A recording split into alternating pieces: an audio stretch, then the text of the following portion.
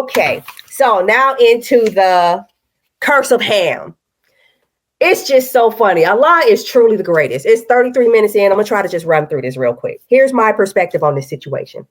So all of a sudden, out of nowhere, we know that it's not. That how everybody all of a sudden out of nowhere trying to claim so-called Black folks, right?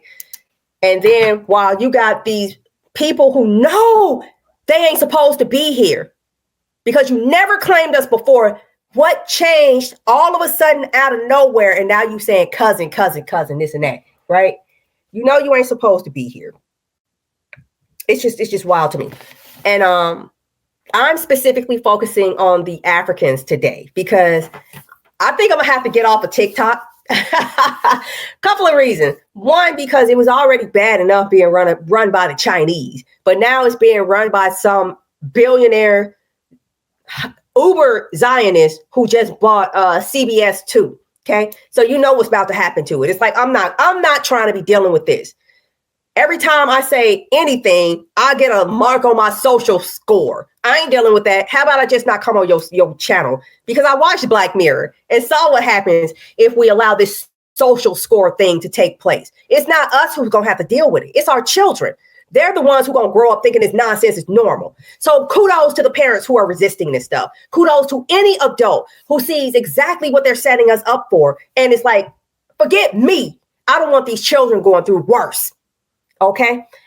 So anyway, the curse of Ham, right? We all know if you are from America and you look like this, not like, you've been out in the sun too long, which is what Africans look like in most places, especially sub-Saharan ones who insist that we are part of them. Okay.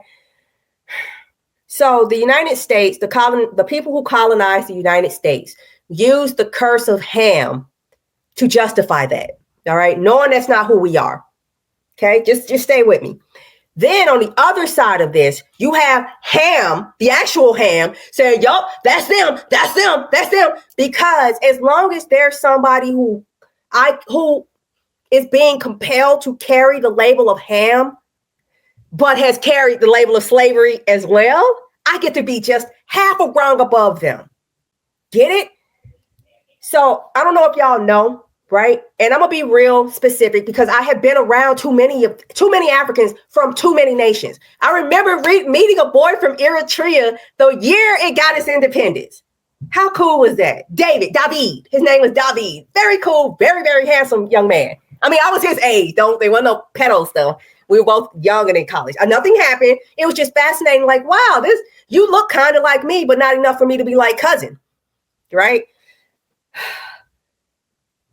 I'm bringing this up because, like I said, with this TikTok thing, all over the place, I just have to stay off of it. It's all these Africans telling us that basically calling our grandmothers liars. I wonder what would happen if I go to your country and say some mess like that. Your grandmama is a filthy liar. Okay. You came from, I don't know you from the jungles and you never had a culture and the Europeans had to teach you how to speak. That's what the Europeans told me. That must be the truth. Okay. But theirs is worse because we ain't part of y'all, which is why from when did this start? 1619 to 2020. I'll even say, go ahead. I'll say 2020. Let me be fair. Let me give y'all some space. Up until 2020, y'all didn't claim us. I don't remember hearing no stories about missing African relatives. What I do remember hearing from both sides was we ain't no Africans. We ain't no Africans. From the women who, okay, as soon as a baby is born that's not to one of our females, bring her to grandmama so she can see that if that's one of ours. We ain't no Africans, okay? And trust me, before I believe a thieving colonist or one of his booty-scratching collaborators, Africans, all of y'all, I'll believe my grandmama, her left slipper, and her dog before I believe y'all. She said we ain't no Africans, so we ain't no Africans. Why would I believe y'all? Are you kidding me? And then it's like, look at your country. Even Africans don't want to be Africans, which is why they keep running. The first chance they get, they run. I put up some other persons. It wasn't me. It was some African who asked, why is it when Africans get education, they leave Africa? Which is ironic because I went to school with somebody. I'm going to call him out. I'm a Aningo. I think he works for Boeing right now. I don't deal with small fries, only big fish. I think he works for he's currently working for Boeing, but they laying folks off. He said something to me once. He said they only caught the stupid ones. That's who's over here. And I'm just looking at him. So why are you here?